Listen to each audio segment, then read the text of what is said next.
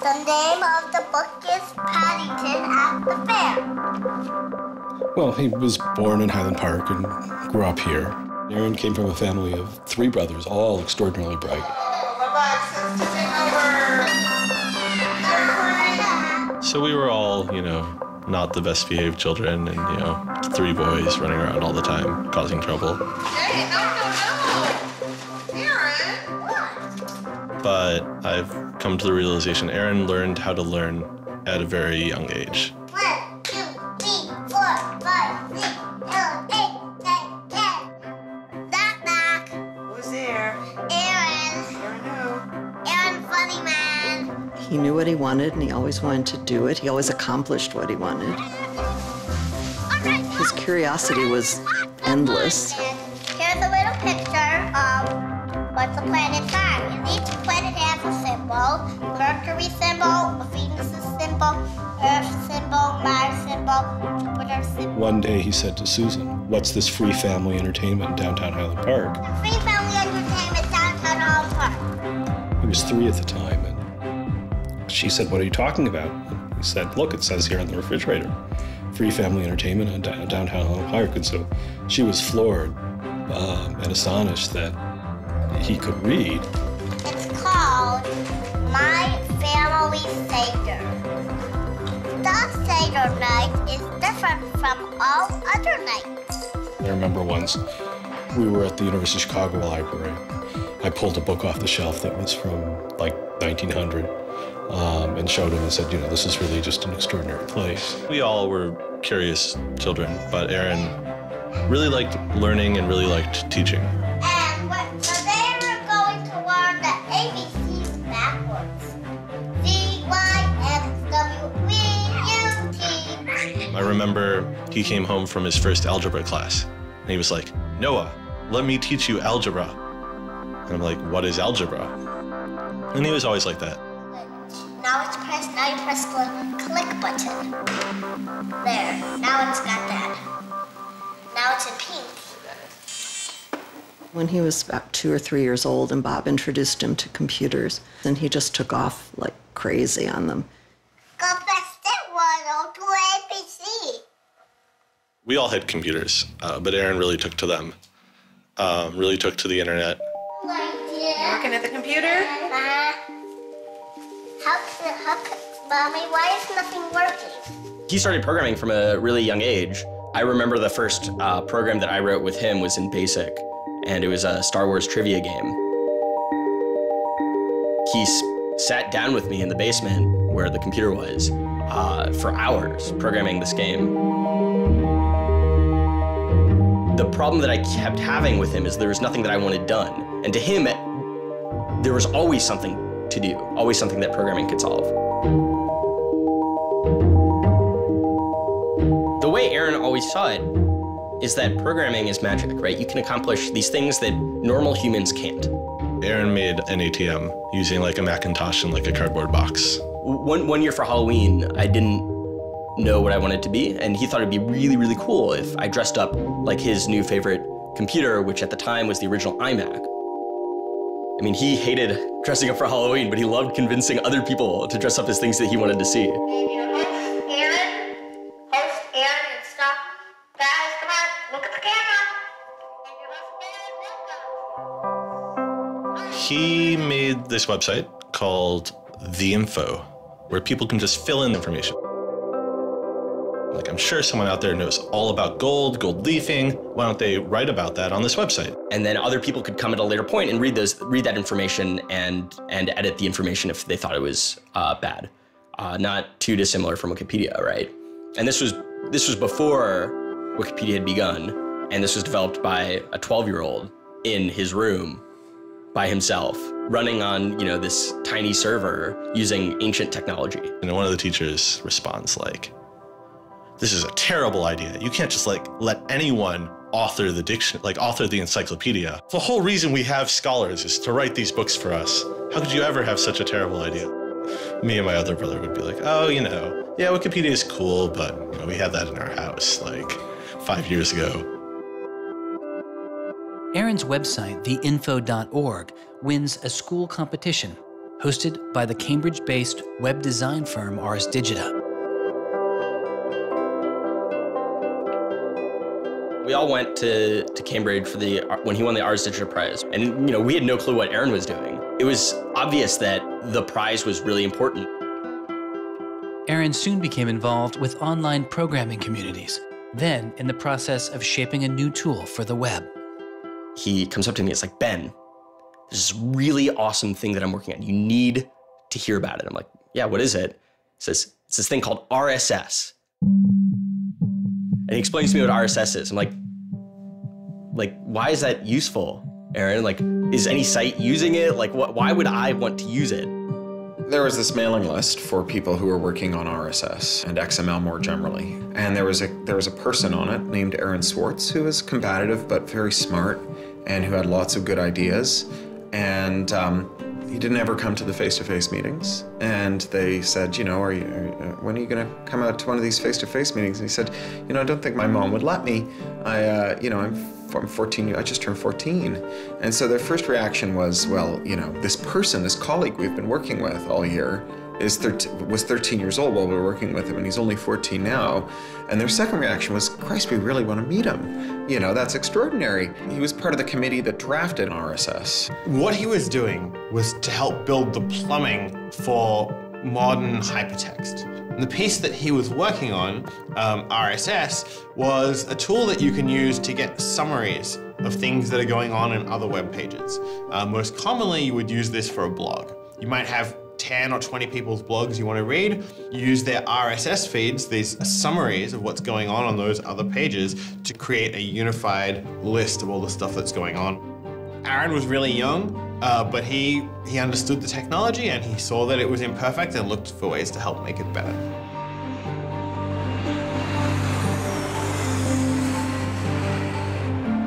So his mom started bundling him on planes in Chicago. We'd pick him up in San Francisco.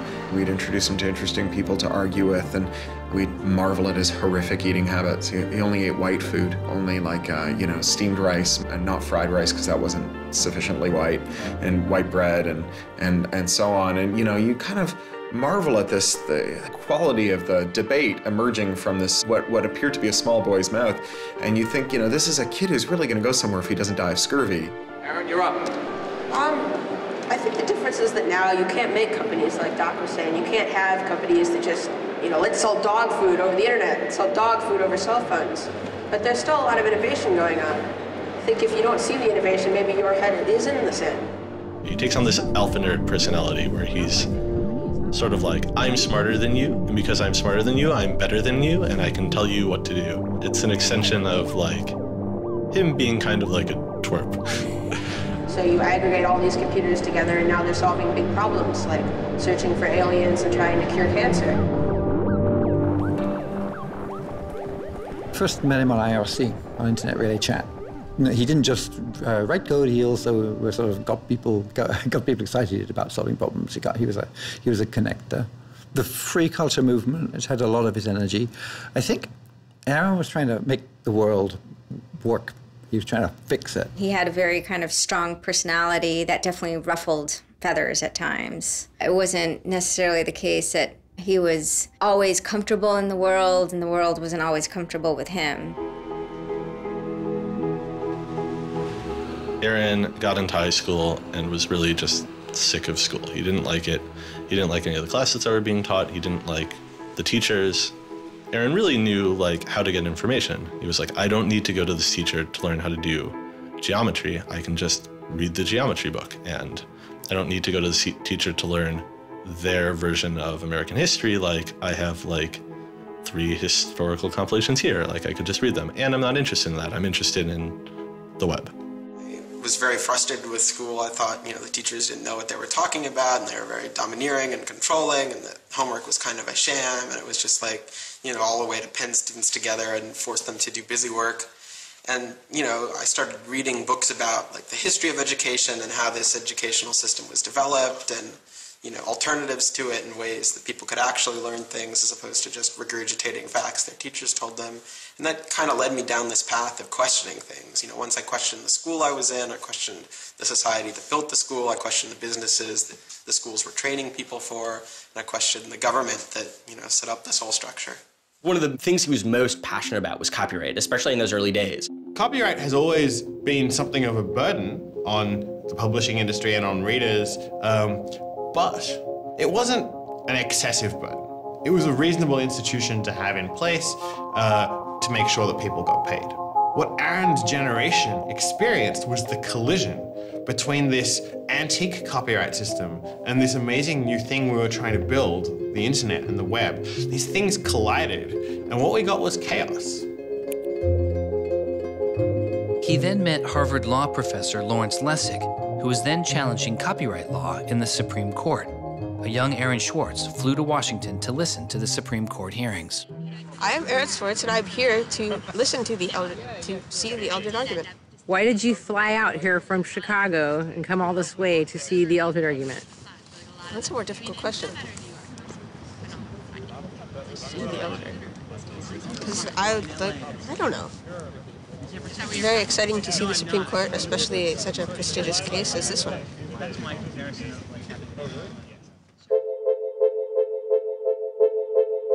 Lessig was also moving forward with a new way to define copyright on the internet. It was called Creative Commons. So the simple idea of Creative Commons is to give people, creators, a simple way to mark their creativity with the freedoms they intended to carry. So if copyright is all about all rights reserved, then this is a kind of some rights reserved model. I want a simple way to say to you, here's what you can do with my work, even if there are other things which you need to get my permission before you could do. And Aaron's role was the computer part.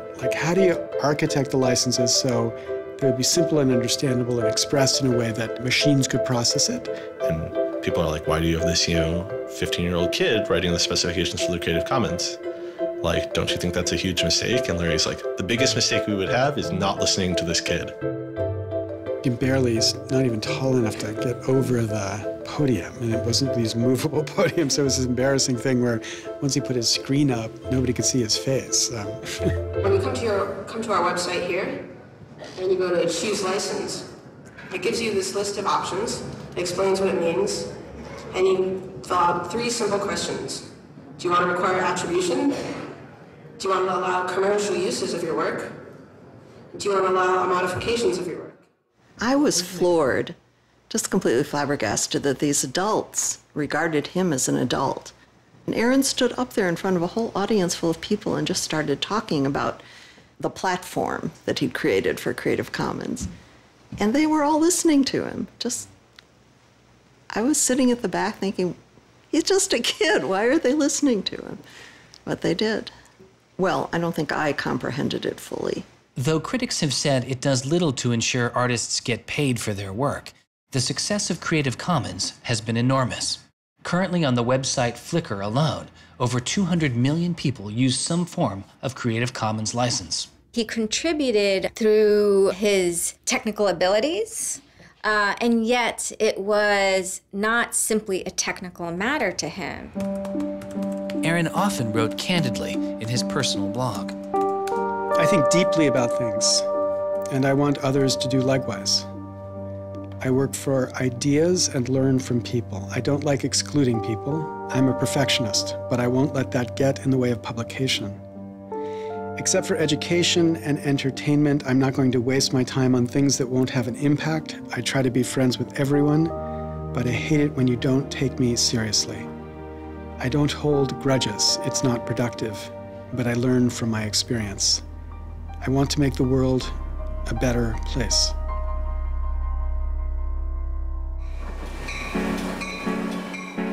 In 2004, Swartz leaves Highland Park and enrolls in Stanford University. He had had ulcerative colitis, which was very troubling, and we were concerned about him taking his medication. He got hospitalized, and he would take this cocktail of pills every day. And one of those pills was a steroid, which stunted his growth and made him feel different from many of the other students. Aaron, I think, shows up at Stanford ready to do scholarship and finds himself in effectively a babysitting program for overachieving high schoolers who, in 4 years, are meant to become, captains of industry and one percenters. And I think it just made him bananas. In 2005, after only 1 year of college, Swartz was offered a spot at a new startup incubation firm called Y Combinator, led by Paul Graham. And he's like, hey, I have this idea for a website. And Paul Graham likes him enough and says, yeah, sure. So Aaron drops out of school, moves to this apartment. So this used to be Aaron's apartment when he moved here. I have vague memories of my father telling me how difficult it was to get a lease because Aaron had no credit and he dropped out of college. Aaron lived in what's now the living room, and some of the posters are left over from when Aaron lived here. And then the library. There are more books, but a lot of them are Aaron's. Aaron's Y Combinator site was called Infogami, a tool to build websites. But Infogami struggles to find users, and Swartz eventually merges his company with another Y Combinator project in need of help. It was a project headed by Steve Huffman and Alexis Ohanian, called Reddit. There we were, starting from almost nothing. No users, no money, no code, and growing day by day into a hugely popular website. And it showed no signs of letting up. First we had 1,000 users, then 10,000, then 20,000, and on and on. It was just incredible. Reddit becomes huge, and it's a real sort of geeky corner of the internet. There's a lot of humor, there's a lot of art, and there's just people who flock to the site and make that site the main site they go to every morning to get their news. Reddit kind of just borders on chaos at some level. So on the one hand, it's a place where people discuss news of the day, technology, politics, and issues. And yet there is a lot of kind of not safe for work material, offensive material. There's some subreddits where trolls find a welcome home. And so in that sense, Reddit has been kind of home to controversy as well. It kind of sits on that edge of chaos. Reddit catches the attention of the corporate magazine giant Condé Nast, who makes an offer to buy the company. Some large amount of money, large enough that my dad was getting bugged with questions about how do I store this money? Like a lot of money. Like a lot of money. Probably more than $1 million, but I don't actually know. And he is how old at the time? 19, 20. So it was in this apartment. They sat around on what predated these couches, hacking on Reddit. And when they sold Reddit, they threw a giant party, and then all flew out to California the next day and left the keys with me.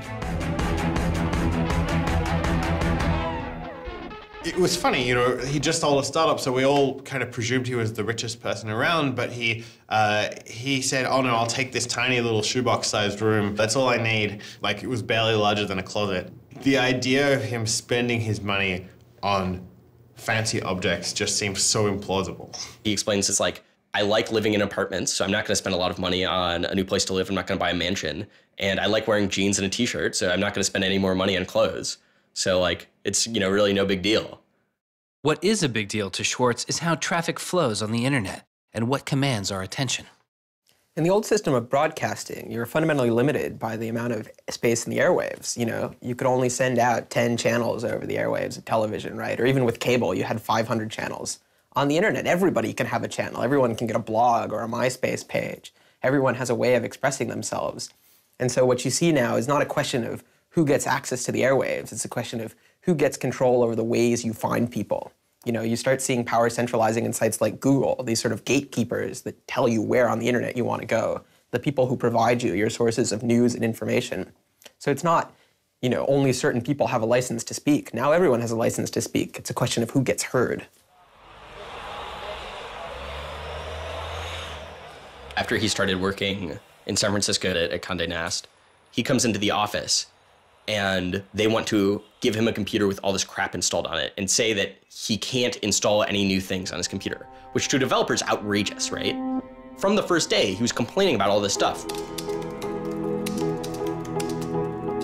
Gray walls, gray desks, gray noise. The first day I showed up here, I simply couldn't take it. By lunchtime, I had literally locked myself in a bathroom stall and started crying. I can't imagine staying sane with someone buzzing in my ear all day, let alone getting any actual work done. Nobody else seems to get work done here either. Everybody's always coming into our room to hang out and chat or invite us to play the new video game system that Wired is testing. He really had different aspirations that were politically oriented. And Silicon Valley just doesn't really quite have that culture that orients technical activity for the purposes of political goals. Aron hated working for a corporation. They all hate working for Condé Nast, but Aron is like the only one who's not going to take it. And Aron basically gets himself fired by not showing up to work ever. It was said to be a messy breakup. Both Alexis Ohanian and Steve Huffman declined to be interviewed for this film. He rejected the business world.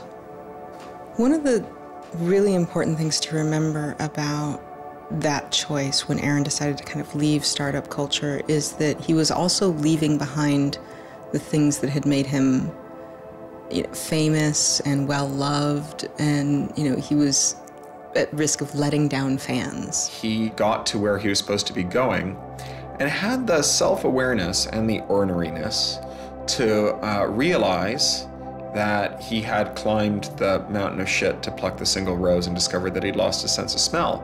And rather than sit there and insist that it wasn't as bad as it seemed, and he did get the rose in any event, he climbed back down again, which is pretty cool.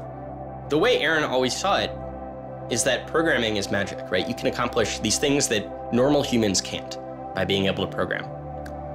So if you had magical powers, would you use them for good or to make you mountains of cash? Swartz was inspired by one of the visionaries he had met as a child, the man who had invented the World Wide Web, Tim Berners-Lee. In the 1990s, Berners-Lee was arguably sitting on one of the most lucrative inventions of the 20th century.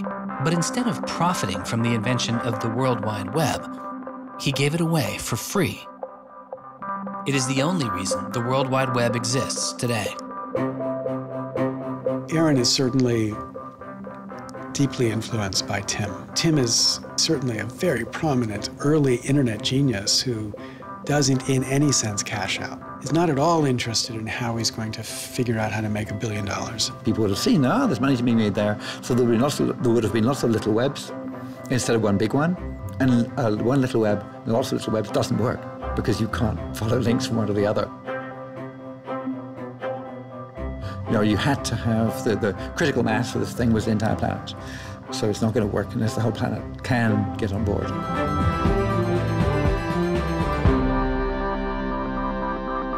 I mean, I feel very strongly that it's not enough to just live in the world as it is, to just kind of take what you're given and, follow the things that adults told you to do and that, your parents told you to do and that society tells you to do. I think you should always be questioning. I take this very scientific attitude that everything you've learned is just provisional, that, it's always open to recantation or refutation or questioning. And I think the same applies to society. Once I realized that there were real serious problems, fundamental problems that I could do something to address, I didn't see a way to forget that. I didn't see a way not to. We just started spending a lot of time just kind of as friends. We would just talk for hours into the night. I definitely should have understood that he was flirting with me. I think to some degree I was like, this is a terrible idea and impossible, and therefore I will pretend it is not happening. As my marriage was breaking down and I was really stuck without anywhere to go, we became roommates and brought my daughter over. We moved in and furnished a house, and it was really peaceful. Like, my life had not been peaceful for a while, and really neither had his.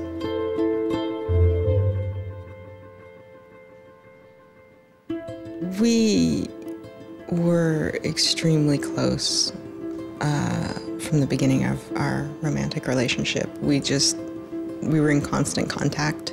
But we're both really difficult people to deal with. In a very Alan McBeal discussion, he confessed he had a theme song, and I made him play it for me. It was Extraordinary Machine by Fiona Apple. I think it was just that sense of kind of being a little bit embattled that the song has. And it also had like this hopefulness to it. By foot it's a slow climb, but I'm good at being uncomfortable, so I can't stop changing all the time. Because in many ways, Aron was tremendously optimistic about life. Even when he didn't feel it, he could be tremendously optimistic about life. Extraordinary machine.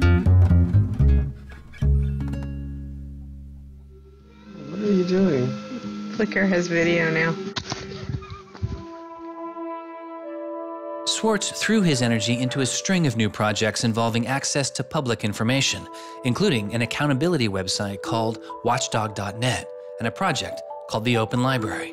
So the Open Library project is a website that you can visit at openlibrary.org. And the idea is to be a huge wiki, an editable website with one page per book. So for every book ever published, we want to have a web page about it that combines all the information from publishers, from booksellers, from libraries, from readers onto one site, and then gives you links where you can buy it, you can borrow it, or you can browse it. I love libraries. You know, I'm the kind of person who goes to a new city and immediately seeks out the library. So that's the dream of Open Library, is building this website where both you can leap from book to book, from person to author, from subject to idea, go through this vast tree of knowledge that's been embedded and lost in big physical libraries that's hard to find, that's not very well accessible online, is really important because books are a cultural legacy. You know, books are the place people go to write things down, and to have all that swallowed up by one corporation is kind of scary. How can you bring public access to the public domain? It may sound obvious that you'd have public access to the public domain, but in fact, it's not true. So the public domain should be free to all, but it's often locked up. There's often, guard cages. It's like having a national park, but with a moat around it and gun turrets pointed out in case somebody might want to actually come and enjoy the public domain. One of the things Aron was particularly interested in was bringing public access to the public domain. This is one of the things that got him into so much trouble. I had been trying to get access to federal court records in the United States.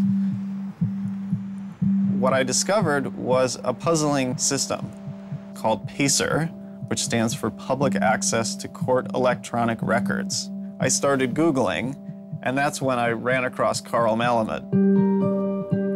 Access to legal materials in the United States is a $10 billion per year business. PACER is just this incredible abomination of government service. It's 10 cents a page. It's this most brain-dead code you've ever seen. You can't search it. You can't bookmark anything. You got to have a credit card. And these are public records. It's U.S. district courts are very important. It's where a lot of our seminal litigation starts, civil rights cases, patent cases, all sorts of stuff. And journalists and students and citizens and lawyers all need access to PACER, and it fights them every step of the way. People without means can't see the law as readily as people that have that gold American Express card. It's a poll tax on access to justice. The law is the operating system of our democracy, and you have to pay to see it.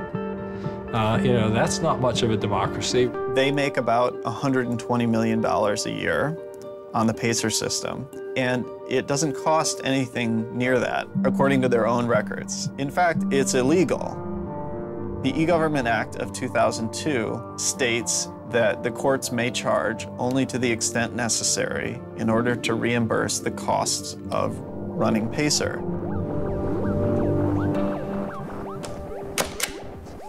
As the founder of public.resource.org, Malamud wanted to protest the PACER charges.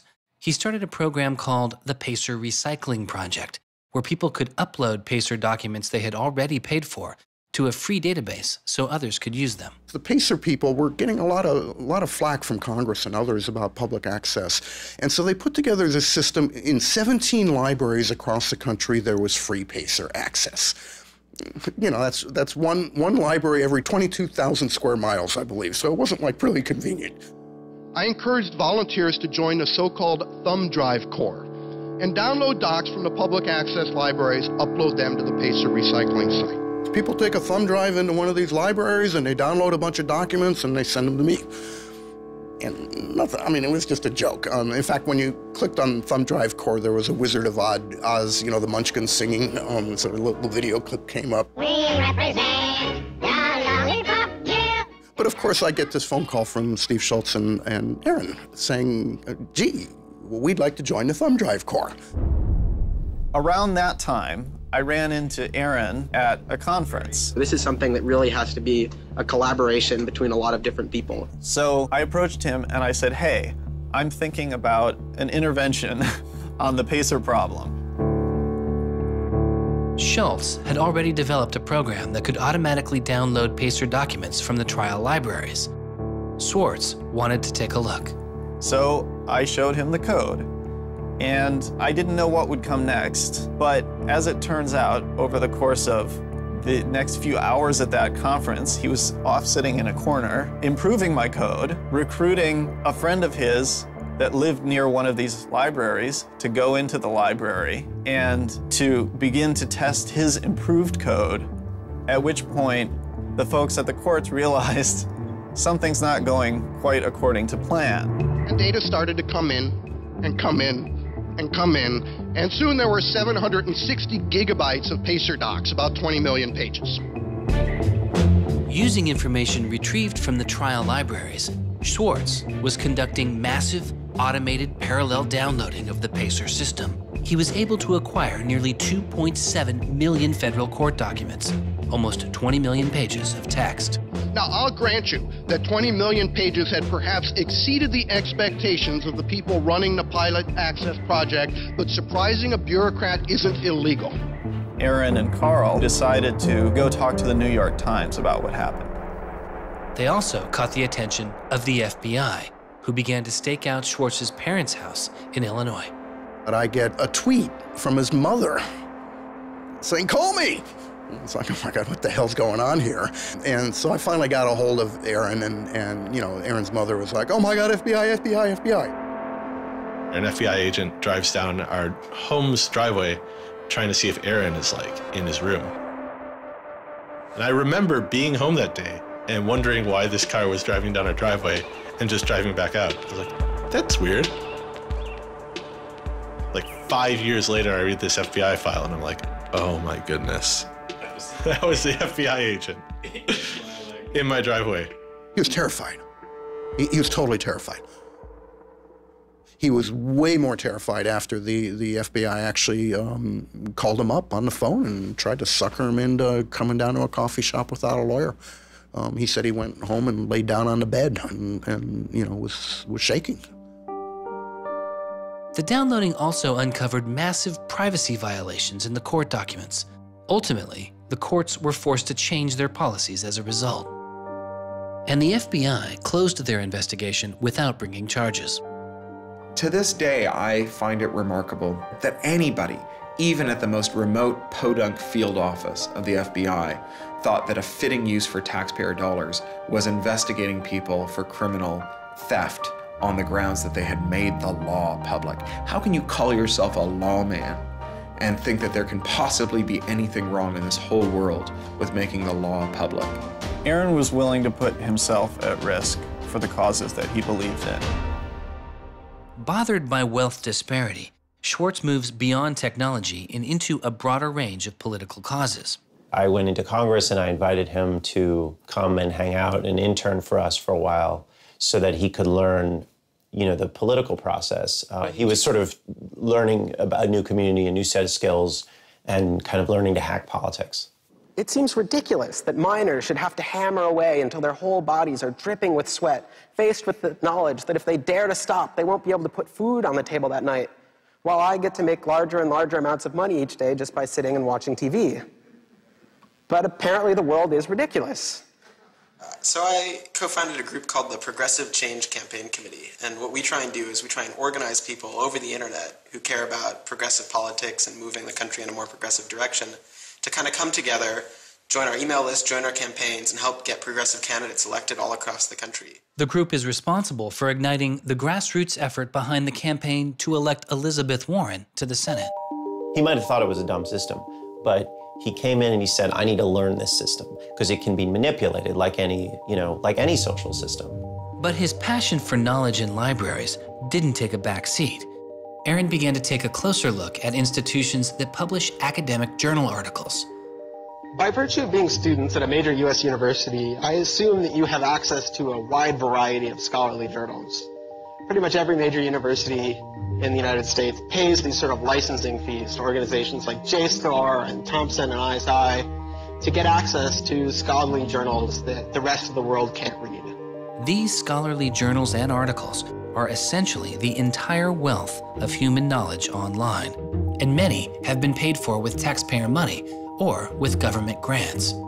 But to read them, you often have to pay again, handing over steep fees to publishers like Reed Elsevier. These licensing fees are so substantial that people who are studying in India instead of studying in the United States don't have this kind of access. They're locked out from all of these journals.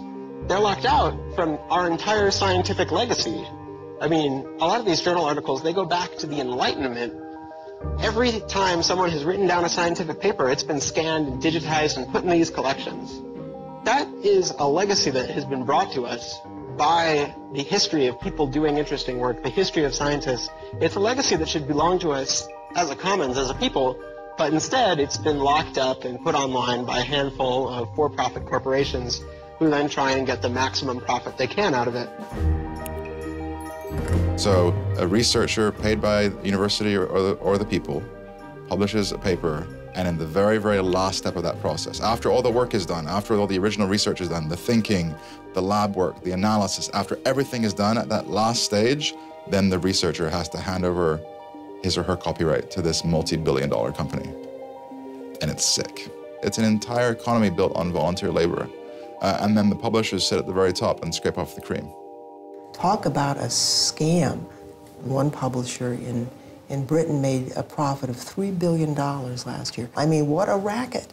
JSTOR is just a very, very small player in that story, but for some reason, JSTOR is the player that Aron decided to confront. He'd gone to some conference around open access and open publishing, and I don't know who the person from JSTOR was, but I think at some point, Aron asked the question, like, how much would it cost to open up JSTOR in perpetuity? And they gave some, I think it was $200 million, something that Aron thought was totally ridiculous.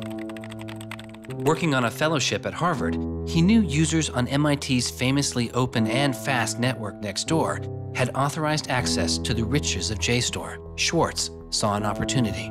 You have a key to those gates. And with a little bit of shell script magic, you can get those journal articles. On September 24th, 2010, Swartz registered a newly purchased Acer laptop on the MIT network under the name Gary Host. The client name was registered as Ghost Laptop. He doesn't hack JSTOR in the traditional sense of hacking. The JSTOR database was organized, so it was completely trivial to figure out how you could download all the articles in JSTOR because it was basically numbered. It was basically, / number article 444,024. Then 25, then 26. He read a Python script called keepgrabbing.py, which was like keep grabbing one article after another. The next day, Ghost Laptop begins grabbing articles, but soon the computer's IP address is blocked. For Swartz, it's barely a bump in the road. He quickly reassigns his computer's IP address and keeps downloading. Well, JSTOR and MIT take a number of steps to try to interfere with this when they notice that this is happening. And when the more modest steps don't work, then at a certain stage, JSTOR just cuts off MIT from having access to the JSTOR database. So there's this kind of cat and mouse game around getting access to the JSTOR database. Aron ultimately, obviously, is the cat because he has more technical capability than the JSTOR database people do in defending them. And eventually, there was an unlocked supply closet in the basement of one of the buildings. And he went, instead of going through Wi-Fi, he went down there and he just plugged his computer directly into the network and just left it there with an external hard drive downloading these articles to the computer. Unknown to Swartz, his laptop and hard drive had been found by authorities. They didn't stop the downloads.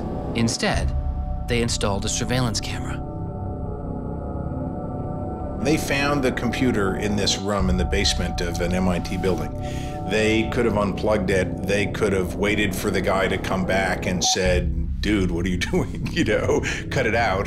Who are you? And they could have done all that kind of stuff, but they didn't. What they wanted to do was film it to gather evidence to make a case. That's the only reason you film something like that.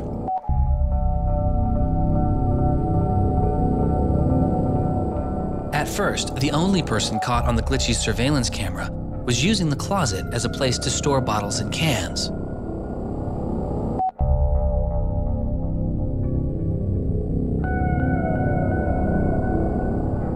But days later, it caught Swartz.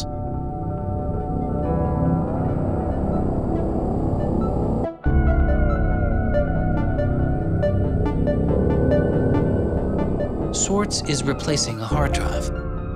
He takes it out of his backpack, leans out of frame for about 5 minutes, and then leaves.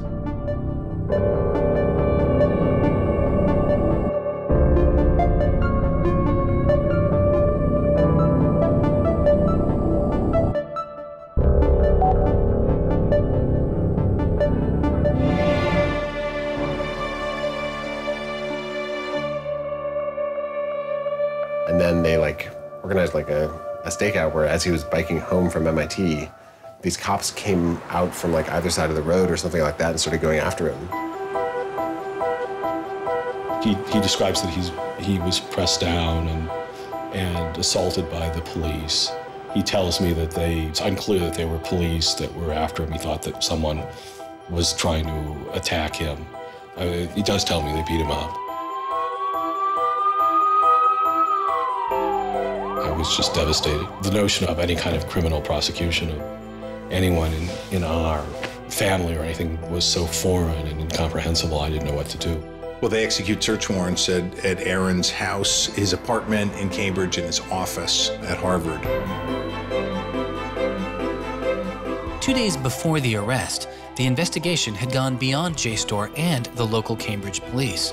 It had been taken over by the United States Secret Service. The Secret Service began investigating computer and credit card fraud in 1984, but 6 weeks after the attack on 9/11, their role expanded.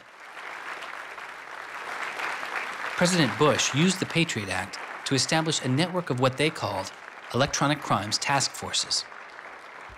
The bill before me takes account of the new realities and dangers posed by modern terrorists. According to the Secret Service, they are primarily engaged in activity with economic impact, organized criminal groups, or use of schemes involving new technology. The Secret Service turned Swartz's case over to the Boston U.S. Attorney's Office. There was a guy in the U.S. Attorney's Office who had the title head of the Computer Crimes Division or Task Force. I don't know what else he had going, but you're certainly not much of a computer crimes prosecutor without a computer crime to prosecute. So he jumped on it, kept it for himself, didn't assign it to someone else within the office or the unit, and that's Steve Hyman. Prosecutor Stephen Hyman has been largely out of public view since the arrest of Aron Swartz, but he can be seen here in an episode of the television show American Greed, filmed around the time of Aron's arrest. He is describing his previous case against the notorious hacker Alberto Gonzalez, a case that garnered Hyman enormous press attention and accolades. Gonzalez masterminded the theft of over 100 million credit card and ATM numbers, the largest such fraud in history.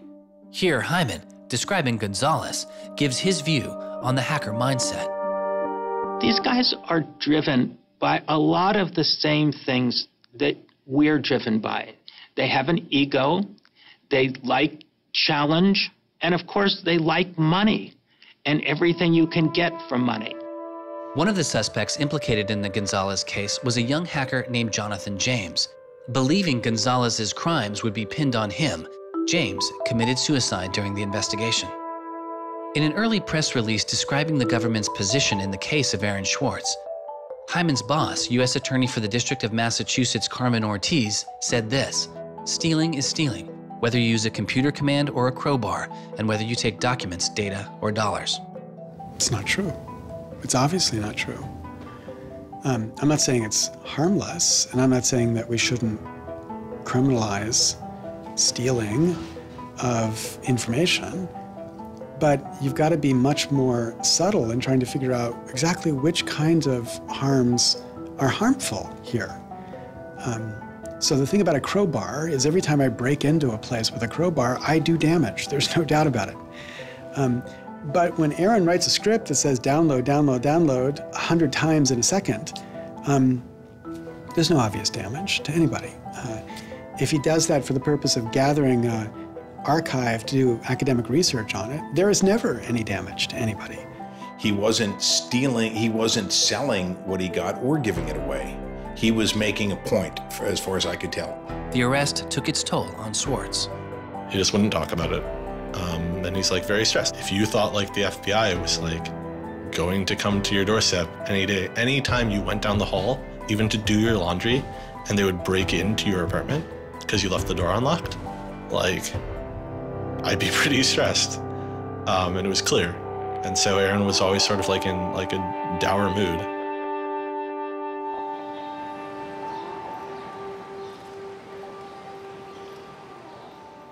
He wouldn't give off any sensitive information about his whereabouts during this time because he was so afraid that the FBI would be waiting for him.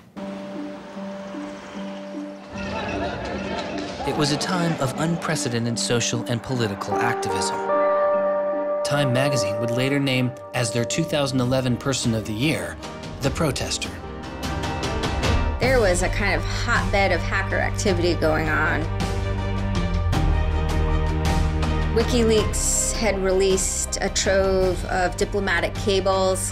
Manning had been under arrest at the time. It was unknown whether he was the source of the leak. Anonymous, which is a kind of protest ensemble that has a lot of hackers in its ranks, were going on various sprees of sorts. If you compare that to what he did, his stuff should have been left behind for MIT and JSTOR to deal with in a kind of private, professional manner. It should have never gotten the attention of the criminal system. It just didn't belong there.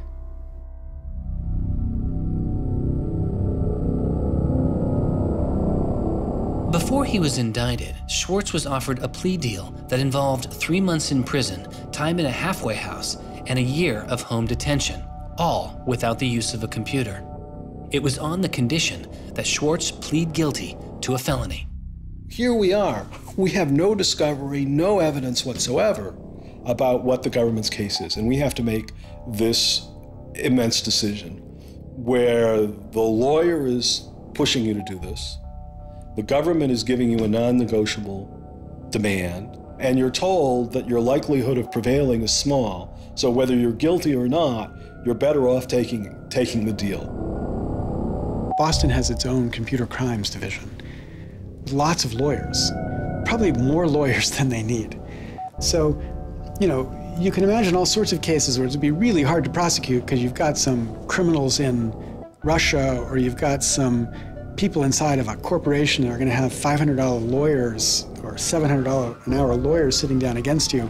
And then you've got this case with this kid, which is pretty easy to prove that he did something, and he's already marked himself as a troublemaker with the FBI, so why not go as tough as you can in here against that guy? It's good for you, the prosecutor. It's good for the Republic because you're fighting all those terrorist types. I was so scared. I was so scared of having my computer seized. I was so scared of going to jail because of my computer being seized. I had confidential material from sources from my previous work on my laptop. And that is above all my priority, is to keep my sources safe. I was so scared of what was going to happen to Ada. Aaron told me that they'd offered him a deal, and he finally just said that he would take it if I told him to. And I came real close to saying take it. He had developed like serious political aspirations in the intervening time between when, you know, that moment when he ended that entrepreneurial startup life and begun this new life that had come to this political activism. And he just didn't believe that he could continue in his life with a felony. You know, he said to me one day, we were walking by the White House, and he said to me, they don't let felons work there.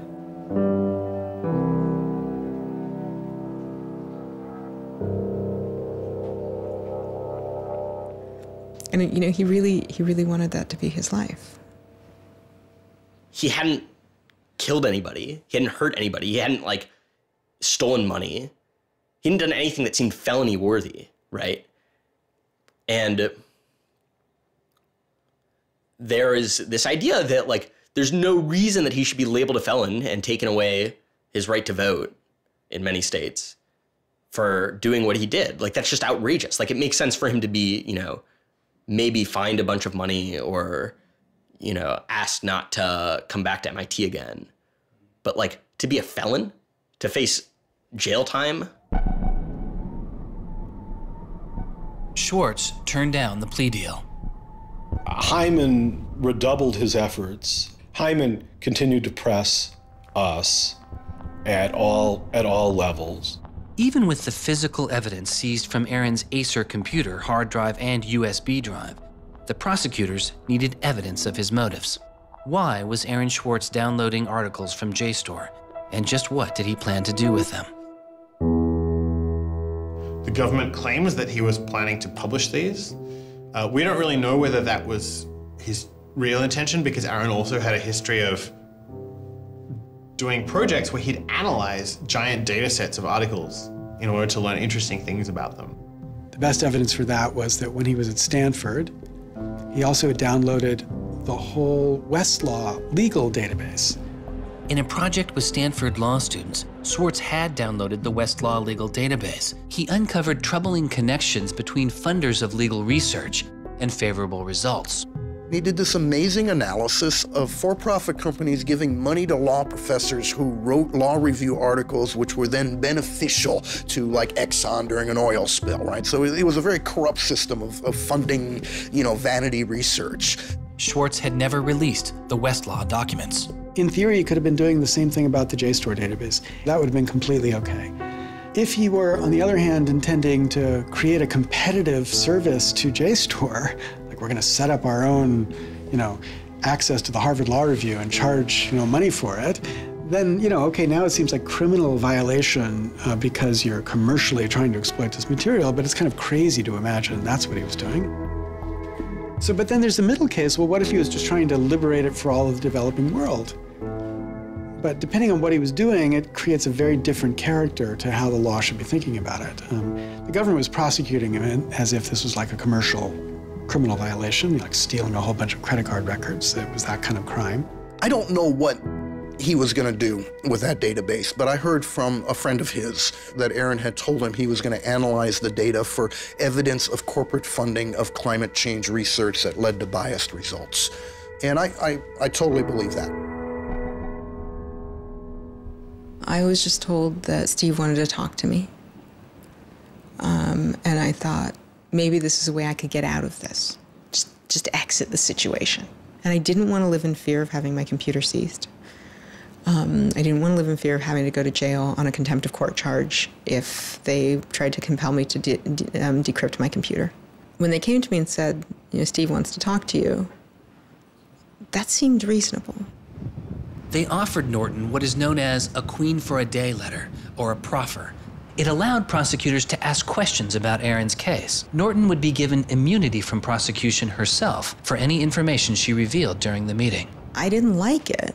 I told my lawyers repeatedly that this seemed fishy. I didn't like this. I didn't want immunity. I didn't need immunity. I hadn't done anything. But they were really, really stringent that they did not want me meeting the prosecutor without immunity. But just to be clear, this is a Queen for a Day deal, a proffer. Right, a proffer letter. In which you basically handed information over to them in exchange for protection from prosecution. So it wasn't handing information over. It was, at least that's not how I saw it. It was just having a discussion, having an interview with them. Well, they're asking you questions. They're asking me questions. They can ask about whatever they want. Right.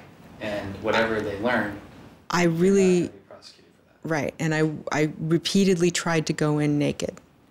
I repeatedly tried to turn down the proffer letter. I was ill. I was being pressured by my lawyers. I was confused. I was not doing well by this point. I was depressed and I was scared and I didn't understand the situation I was in. I had no idea why I was in this situation. I hadn't done anything interesting, much less wrong. We went out of our minds. Aron was clearly very distraught about it. We were very distraught about it. Aron's attorneys were very distraught about it. We tried to get Quinn to change attorneys. I was very unused to being in a room with large men, well-armed, that are continually telling me I'm lying and that I must have done something. I told them that this thing that they were prosecuting wasn't a crime. I told them that they were on the wrong side of history. I used that phrase. I said, you're on the wrong side of history. And they looked bored. They didn't even look angry. They just looked bored. And it began to occur to me that we weren't having the same conversation. I mean, I told them plenty of things about, why people would download journal articles, and eventually, I don't remember what was around it. I mentioned that he'd done this blog post, the Guerrilla Open Access Manifesto. This is the Guerrilla Open Access Manifesto, supposedly written in July 2008 in Italy. Information is power. But like all power, there are those who want to keep it for themselves. The world's entire scientific and cultural heritage, published over centuries in books and journals, is increasingly being digitized and locked up by a handful of private corporations. Meanwhile, those who have been locked out are not standing idly by. You've been sneaking through holes and climbing over fences, liberating the information locked up by the publishers and sharing them with your friends. But all this action goes on in the dark, hidden underground. It's called stealing or piracy, as if sharing a wealth of knowledge were the moral equivalent of plundering a ship and murdering its crew. But sharing isn't immoral, it's a moral imperative. Only those blinded by greed would refuse to let a friend make a copy. There's no justice in following unjust laws. It's time to come into the light and, in the grand tradition of civil disobedience, declare our opposition to this private theft of public culture. The manifesto itself was allegedly written by 4 different people and also edited by Norton. But it was Swartz who had signed his name to it. When it's over, I go immediately to Aron and tell him everything I can remember about it. And he gets very angry. The things that I'd done shouldn't have added up that way. I hadn't done anything wrong, and everything had gone wrong. But I was never...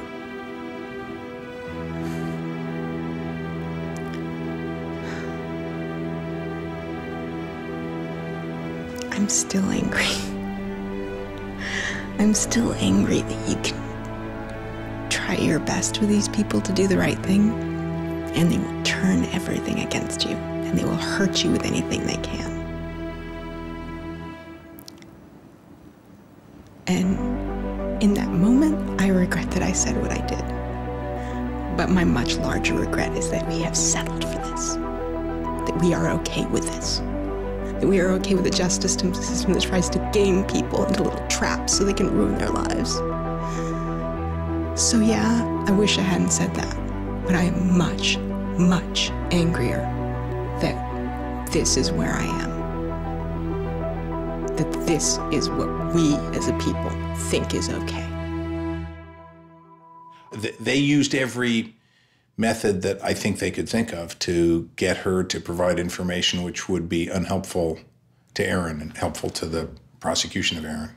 Right. But I don't think she had information that was helpful to the government. Months go by as Schwartz's friends and family await a looming indictment.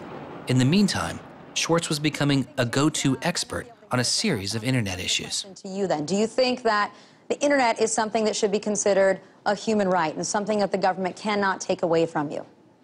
Yes, definitely. I mean, this notion that national security is an excuse to shut down the internet, that's exactly what we heard in Egypt and Syria and all these other countries. And so, yeah, it's true. Sites like WikiLeaks are going to be putting up some embarrassing material about what the U.S. government does, and people are going to be organizing to protest about it and try and change their government. And that's a good thing. That's what all these First Amendment rights of free expression, of freedom of association are all about. And so the notion that we should try and shut those down, I think, just goes against very basic American principles. The principle, I think, is one that our founding fathers would have understood. If the internet had been around back then, instead of putting post offices in the Constitution, they would have put ISPs. Well, it's definitely interesting to see how... Swartz meets activist Terence Steinbrickner Kaufman, and the two begin to date.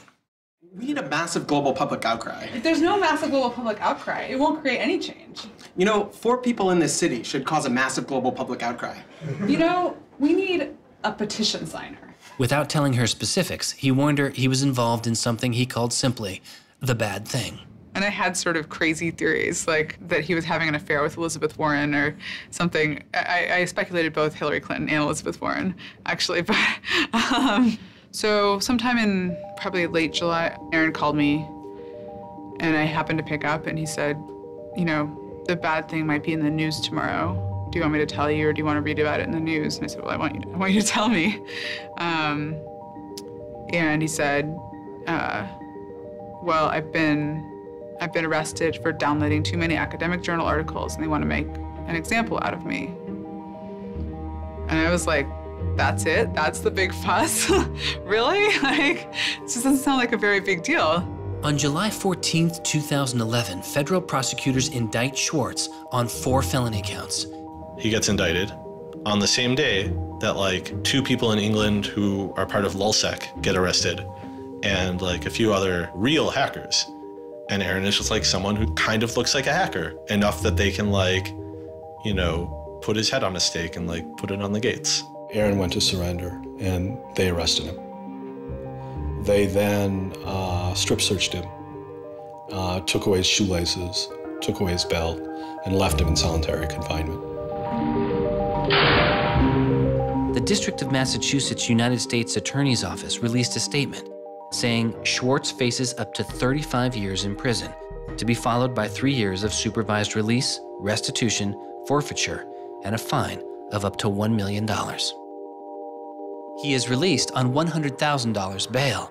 The same day, the primary victim in the case, JSTOR, formally drops all charges against Swartz and declines to pursue the case. JSTOR, they weren't our friends, they weren't helpful or friendly to us, but they also were just kind of we're not part of this. JSTOR and their parent company, Ithaca, also sidestepped requests to talk with this film. But at the time, they released a statement saying it was the government's decision whether to prosecute, not JSTOR's. And so it's our belief that with that, the case will be over.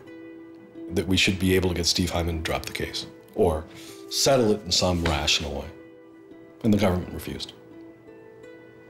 Why?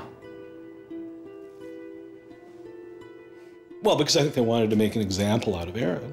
And they said they wanted to, the reason why they wouldn't move on requiring a felony conviction and jail time was that they wanted to use this case as a case of for deterrence. They told us that. They told you that? Yes. This was going to be an example? Yes. He was going to be an example? Yes. Steve Hyman said that.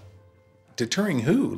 There's other people out there running around logging onto JSTOR and downloading the articles to make a political statement? I mean, who are they deterring? It would be easier to understand the Obama administration's posture of supposedly being for deterrence if this was an administration that, for instance, prosecuted arguably the biggest economic crime that this country has seen in the last 100 years, the crimes that were committed that led to the financial crisis on Wall Street. When you start deploying the non-controversial idea of deterrence only selectively, you stop making a dispassionate analysis of lawbreaking, and you started deciding to deploy law enforcement resources specifically on the basis of political ideology. And that's not just undemocratic, it's supposed to be un-American.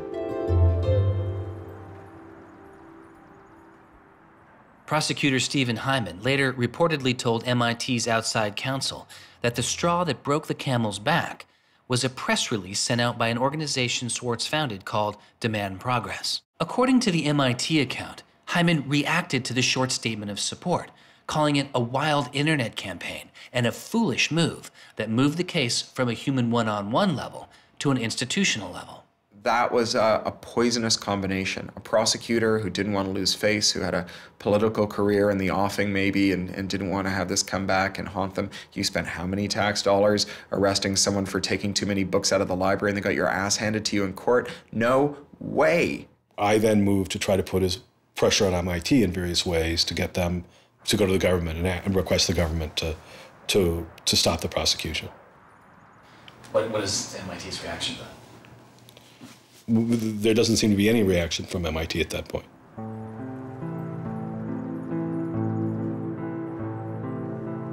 MIT doesn't defend Aron, which to people inside of the MIT community seems outrageous because MIT is a place that encourages hacking in the biggest sense of the word. At MIT, the idea of going and running around on roofs and tunnels that you weren't allowed to be in was not only a rite of passage, it was part of the MIT tour. And lockpicking was a winter course at MIT. They had the moral authority to stop it in its tracks. MIT never stood up and took a position of saying to the feds, don't do this. We don't want you to do this. You're overreacting. This is too strong, that I'm aware of.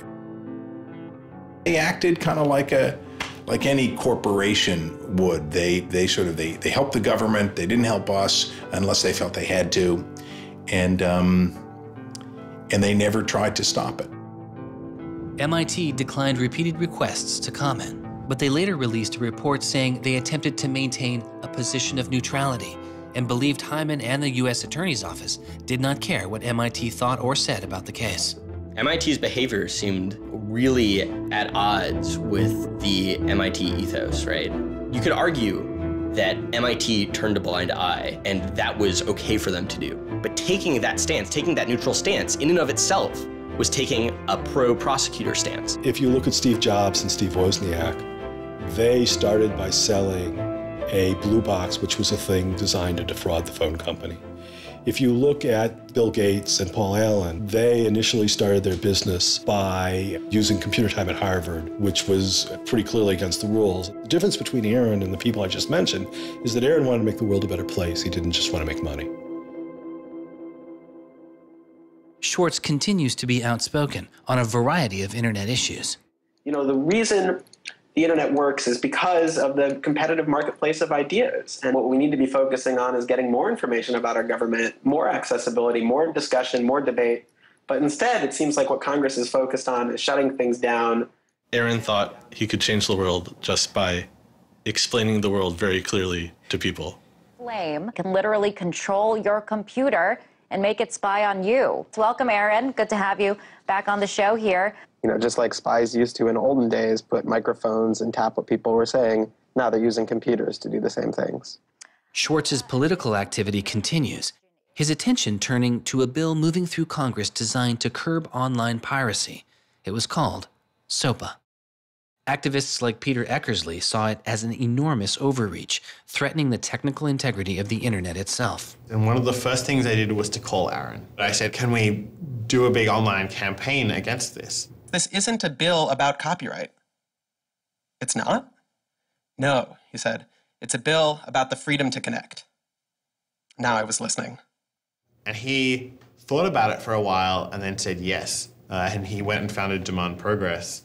Demand Progress is an online activism organization. We've got around 1.5 million members now, but started in the fall of 2010. Aron was one of the most prominent people in a community of people who helped lead organizing around social justice issues at the federal level in this country. SOPA was the bill that was intended to curtail online piracy of music and movies, but what it did was basically take a sledgehammer to a problem that needed a scalpel. If passed, the law would allow a company to cut off finances to entire websites without due process, or even to force Google to exclude their links. All they needed was a single claim of copyright infringement. It pitted the titans of traditional media against a new and now far more sophisticated remix culture. It makes everyone who runs a website into a policeman. And if they don't do their job of making sure nobody on their site uses it for anything that's even potentially illegal, the entire site can get shut down without even so much as a trial. This was over the top. I mean, this was a catastrophe. This bill poses a serious threat to speech and civil liberties for all who use the internet. There were only a handful of us who said, look, we're not for piracy either, but it makes no sense to destroy the architecture of the internet, the domain name system, and so much that makes it free and open in the name of fighting piracy. And Aaron got that right away. The freedoms guaranteed in our Constitution, the freedoms our country had been built on, would be suddenly deleted. New technology, instead of bringing us greater freedom, would have snuffed out fundamental rights we'd always taken for granted. And I realized that day, talking to Peter, that I couldn't let that happen. When SOPA was introduced in October 2011, it was considered inevitable. Our strategy when it first came out was to hopefully slow the bill down, maybe weaken it a little bit, but even we didn't think that we would be able to stop this bill. Having worked in Washington, what you learn is that typically in Washington, the legislative fights are fights between different sets of corporate moneyed interests. They're all duking it out to pass legislation. And the fights that are the closest are when you have one set of corporate interests against another set of corporate interests, and they're financially equally matched in terms of campaign contributions and lobbying. Those are the closest ones. The ones that aren't even fights, typically, are ones where all the money is on one side, all the corporations are on one side, and it's just millions of people on the other side. I haven't seen anything like PIPA and SOPA in all my time in public service. There were more than 40 United States senators on that bill as co-sponsors. So there were already a long, long way to getting the 60 votes to have it clear all the procedural hoops. Even I began to doubt myself. It was a rough period. Swartz and Demand Progress were able to marshal enormous support, using traditional outreach combined with commonly used voice-over IP to make it very easy for people to call Congress. I've never met anybody else who was able to operate at his level, both on the technological side and on the campaign strategy side. Millions of people contacted Congress and signed anti-SOPA petitions. Congress was caught off guard. There was just something about watching those clueless members of Congress debate the bill, watching them insist they could regulate the internet and a bunch of nerds couldn't possibly stop them. I am not a nerd. I'm just not enough of a nerd. Maybe we ought to ask some nerds what this thing really does. Let's have a hearing, bring in the nerds. Really? Nerds? You know, I think actually the word you're looking for is experts. To enlighten you so your laws don't backfire, break the internet. We use the term geek, but we're allowed to use that because we are geeks. The fact that it got as far as it did without them talking to any technical experts reflects the fact that there is a problem in this town. I'm looking for somebody to come before this body and testify in a hearing and say, this is why they're wrong. There used to be an office that provided science and technology advice, and members could go to them and say, help me understand XYZ. And Gingrich killed it. He said it was a waste of money. Ever since then, Congress has plunged into the dark ages. I don't think anybody really thought that SOPA could be beaten, including Aaron. I think it was worth trying, but it didn't seem winnable. And I remember maybe a few months later, I remember him just turning to me and being like, I think we might win this. And I was like, that would be amazing. Calls to Congress continue. When the domain hosting site GoDaddy becomes a supporter of the bill, tens of thousands of users transferred their domain names in protest. Within a week, a humbled GoDaddy reverses their position on SOPA. When the Congress people that supported the record and movie industries realized that there was this backlash, they kind of scaled the bill back a little bit. You could see the curve happening. You could see that that our arguments were starting to resonate. It was like Aaron had been like striking a match and it was being blown out. Striking another one was being blown out. And finally he'd like managed to catch enough kindling that the flame actually caught, and then it turned into this roaring blaze. On January 16, 2012, the White House issued a statement saying they didn't support the bill. And then this happened. I'm a big believer that we should be dealing with issues of piracy, and we should deal with them in a serious way. But this bill is not the right bill. When Jimmy Wales put his support towards blacking out Wikipedia, the #5 most popular website in the world. This is a website that's on several percent of all of the clicks on anywhere on the internet. Wikipedia went black, Reddit went black, Craigslist went black, the phone lines on Capitol Hill flat out melted. Members of Congress started rushing to issue statements retracting their support for the bill that they were promoting just a couple days ago. Within 24 hours, the number of opponents of SOPA in Congress went from this to this. To see congressmen and senators slowly flip sides throughout the day of the blackout was pretty unbelievable. There was like a 100 representative swing. And that was when, as hard as it was for me to believe, after all this, we had won. The thing that everyone said was impossible, that some of the biggest companies in the world had written off as kind of a pipe dream, had happened. We did it. We won. This is a historic week in internet politics, maybe American politics. The thing that we heard from people in Washington, D.C., from staffers on Capitol Hill was they received more emails and more phone calls on SOPA blackout day than they'd ever received about anything. I think that was an extremely exciting moment. This was the moment when the internet had grown up politically. It was exhilarating because it's hard to believe it actually happened. It's hard to believe a bill with so much financial power behind it didn't simply sail through the Congress. And not only did it not sail through, it didn't pass at all. It's easy sometimes to feel like you're powerless, like when you come out in the streets and you march and you yell and nobody hears you. But I'm here to tell you today, you are powerful.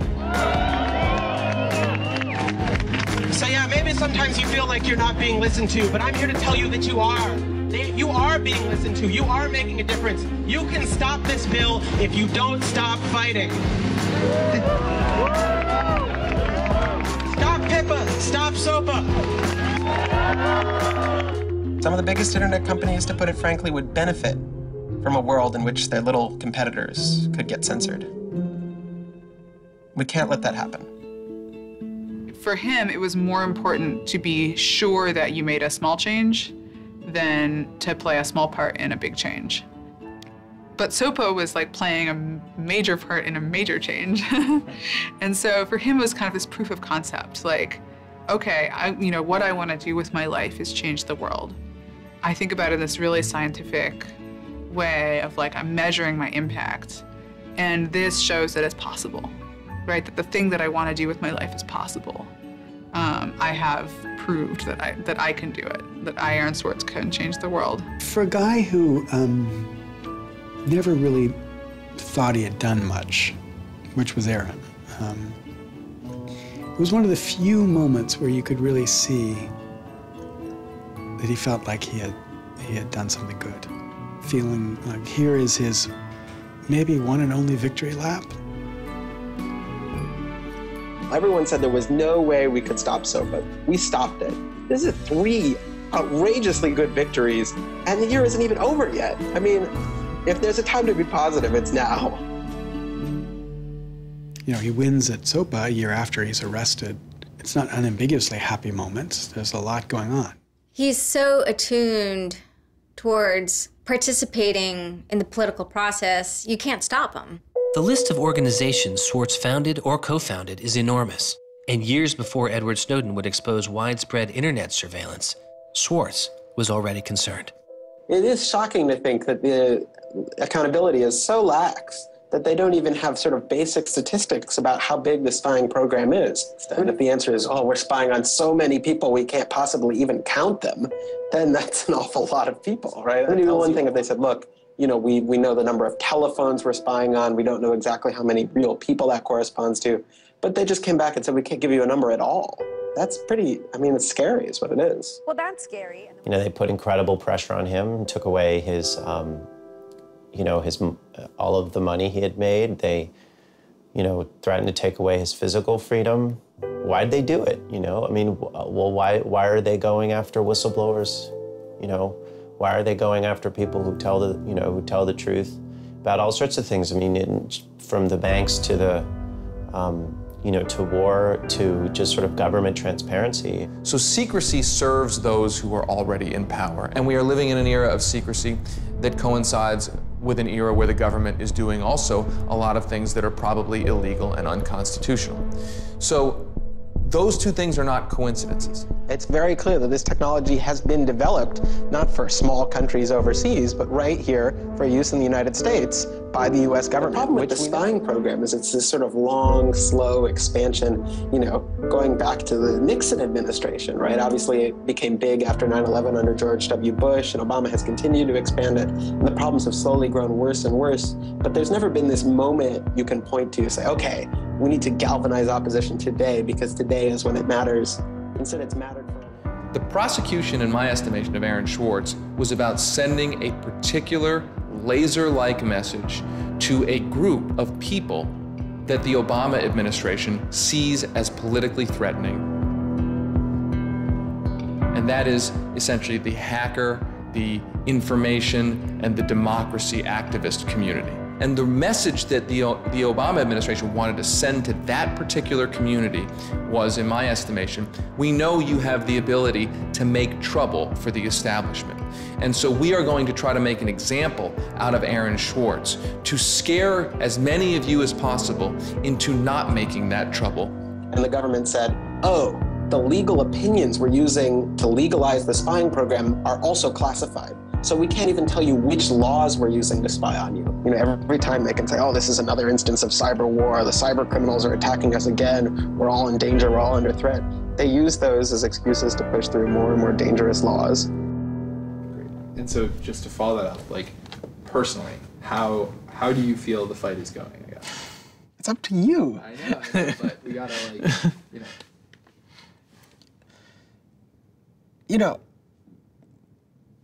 There's sort of these two polarizing perspectives, right? Everything is great. The internet has created all this freedom and liberty and everything's going to be fantastic. Or everything is terrible. The internet has created all these tools for cracking down and spying and, controlling what we say. And the thing is, both are true, right? The internet has done both. And both are kind of amazing and astonishing. And which one will win out in the long run is up to us. It doesn't make sense to say, oh, one is doing better than the other. They're both true. And it's up to us which ones we emphasize and which ones we take advantage of, because they're both there and they're both always going to be there.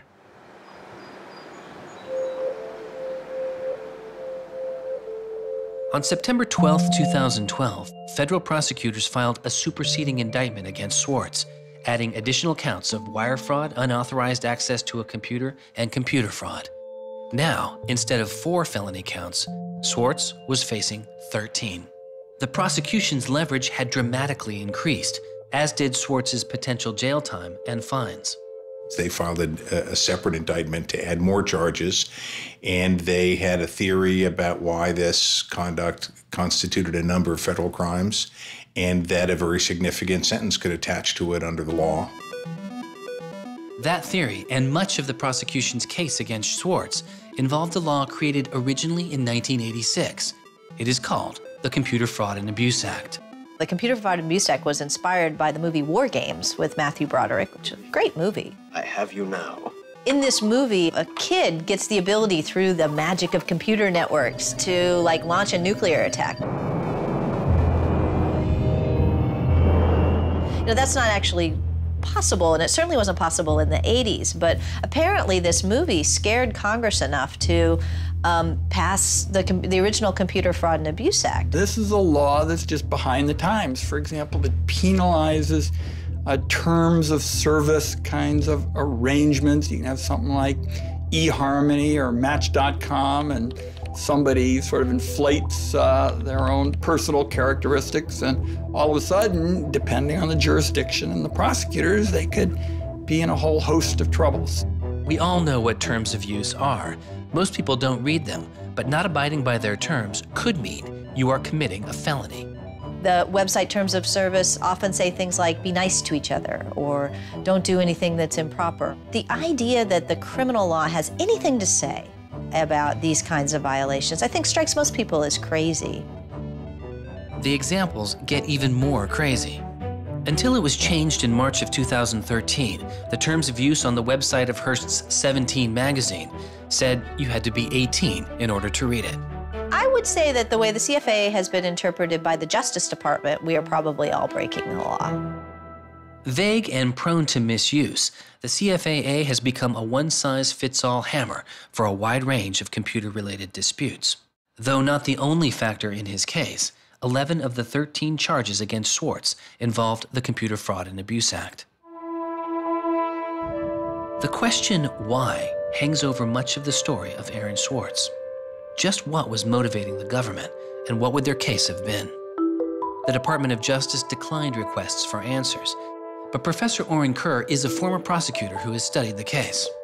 So I think I come about this case from a different direction than other people on a number of reasons. I was a federal prosecutor at the Justice Department for 3 years before I started teaching.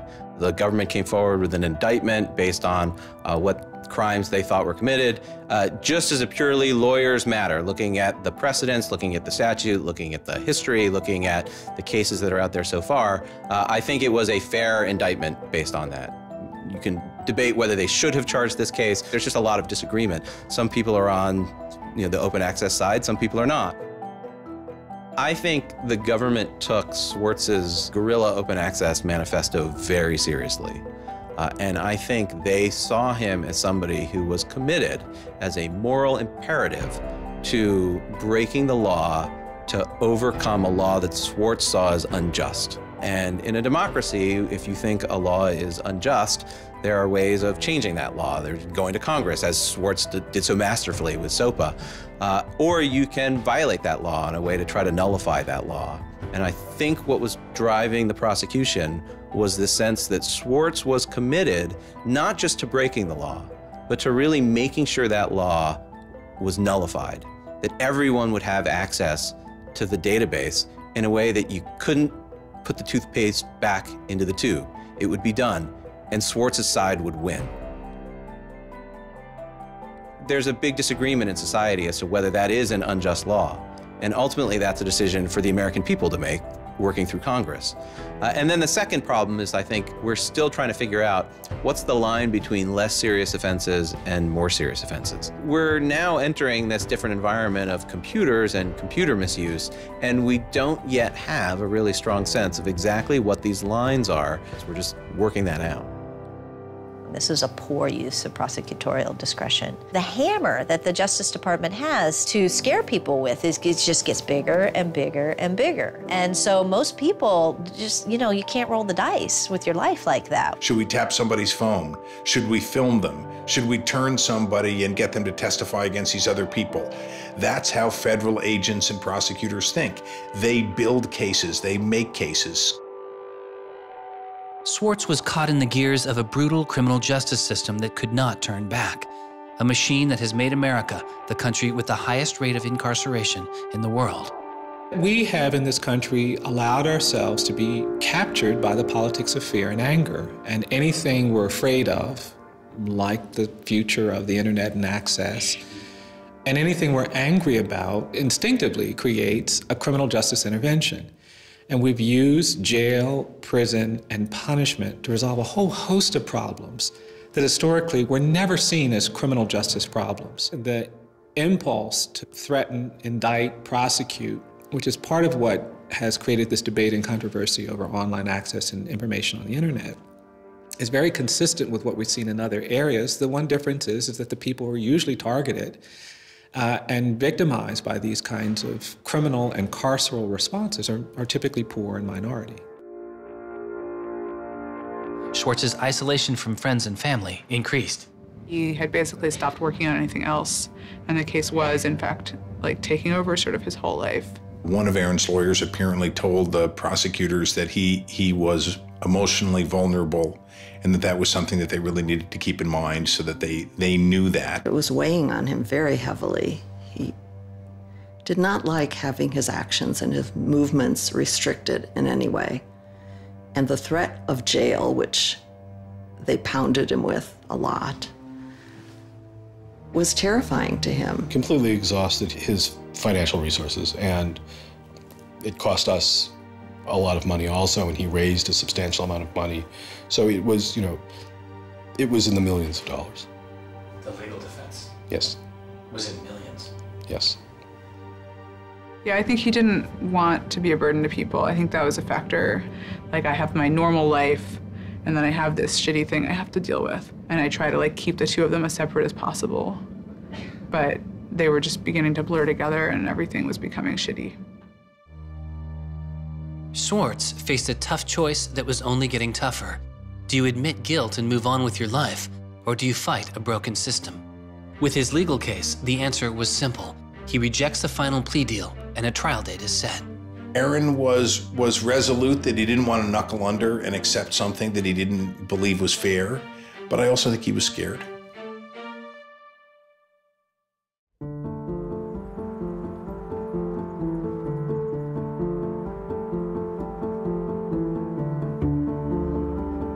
I don't think they would have convicted Aron. I think we would have walked him out of that courthouse, and I would have given him a big hug, and we would have walked across that little river in Boston and gone and had a couple of beers. I really thought that we were right. I thought that we were going to win the case. I thought that we could win the case. He didn't talk about it very much, but you could see the enormous pain that he was going through.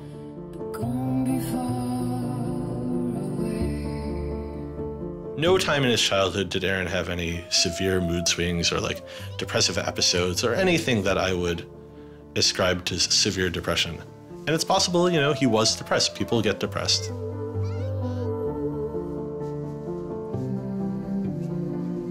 Very early in our relationship, 3 or 4 weeks in or something, I remember him saying to me that I was a lot stronger than he was. He was brittle in a lot of ways. Things were a lot harder for him than for a lot of people. It was part of his brilliance, too. I think he probably had something like clinical depression in his early 20s. I don't think he did when I was with him. He wasn't a joyful person, but that's different from being depressed. He was just under such enormous pressure for 2 years straight. He just didn't want to do it anymore. He was just I just think it was too much.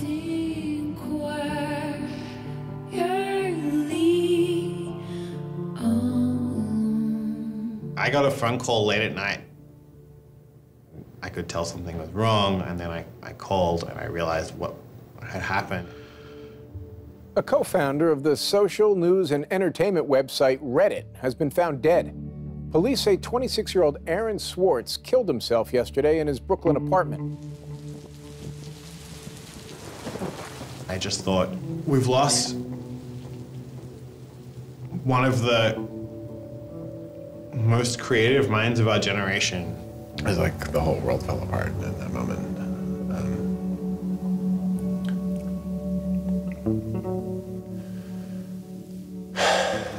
It was one of the hardest nights of my life. As I kept screaming, I can't hear you. What did you say? I can't hear you. I can't. That's it.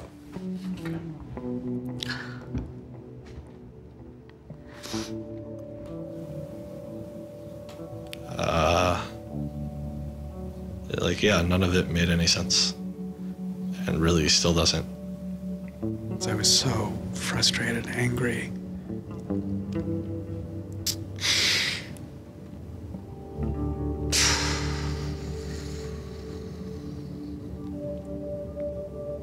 I tried to explain it to my kids. My 3-year-old told me that the doctors would fix him.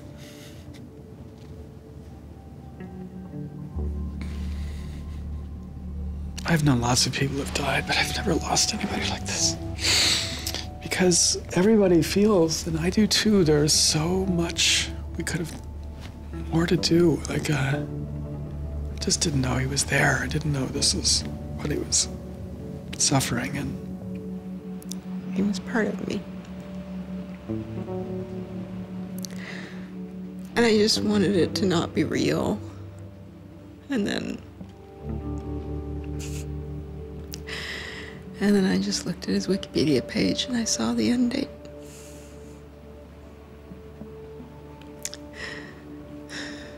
to 2013.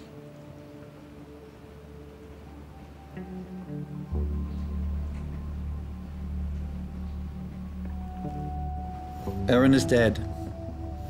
Wanderers in this crazy world, we have lost a mentor, a wise elder. Hackers for right, we're one down. We've lost one of our own. Nurturers, carers, listeners, feeders, parents, all, we have lost a child. Let us all weep.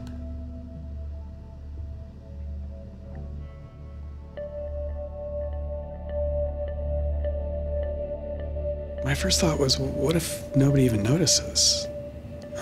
Because it wasn't clear to me how salient he was. I had never seen anything quite like the outpouring I saw. The net just lit up. I mean, everyone was trying to explain it in their own way, but I've never seen people grieve on Twitter before. People were visibly grieving online. He was the internet's own boy, and the old world killed him. We are standing in the middle of a time when great injustice is not touched. The architects of the financial meltdown have dinner with the president regularly. In the middle of that time, the idea that this was what the government had to prosecute just seems absurd if it weren't tragic. The question is, can we do something, given what's happened, to make the world a better place? And how can we further that legacy? That's the only question one can ask. All over the world, there were starting to be hackathons and gatherings. Aron Swartz has, in some sense, brought the best out of us in trying to say, how do we fix this?